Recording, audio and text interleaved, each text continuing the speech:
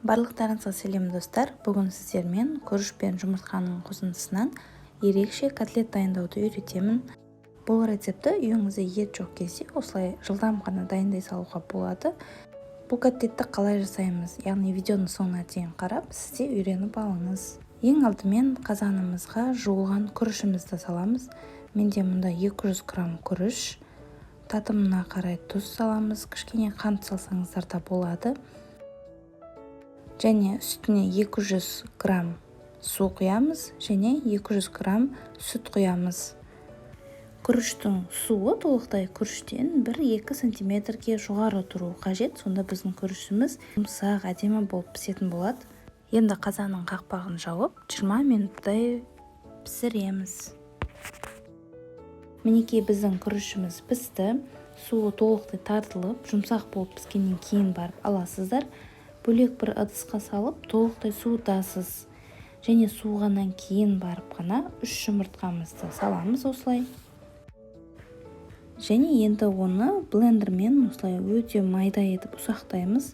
Егер де үйіңізде блендер жоқ болатын болса, онда шанышқының көмегімен жасасақ та болады. Достар, жақын арада біздің 10 000 подписчикке жетуге деген мақсатымызға өз үлесіңізді қосып, каналға жазылып, міндетті түрде өз пікіріңізбен бөлісе кетіңіз. Ал біз сіздерді осындай ерекше рецептермен қуантуға тырысамыз. Сіз үшін оп-оңай әрекет бізге үлкен жігер сыйлайды.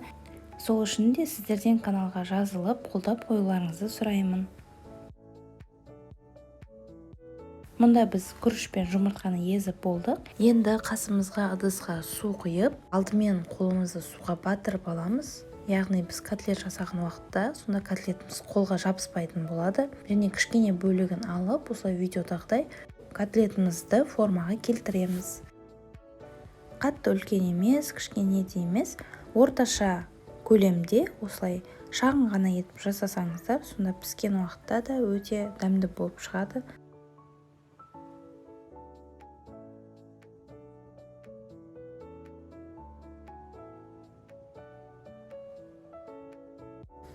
Котлетімізді формаға келтірдік.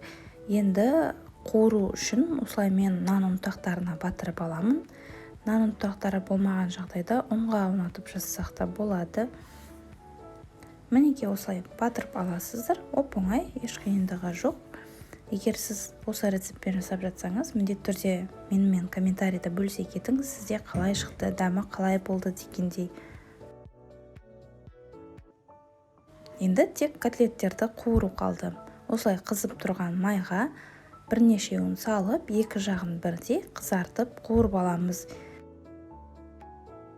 Достар, осы секілді менің гречка мен жұмыртқадан да жасалатын котлеттің рецепті каналымда бар. Қазір мұнда сіздің оң жақ жоғарғы шетіңізде гречкадан котлет деп ссылка шығады.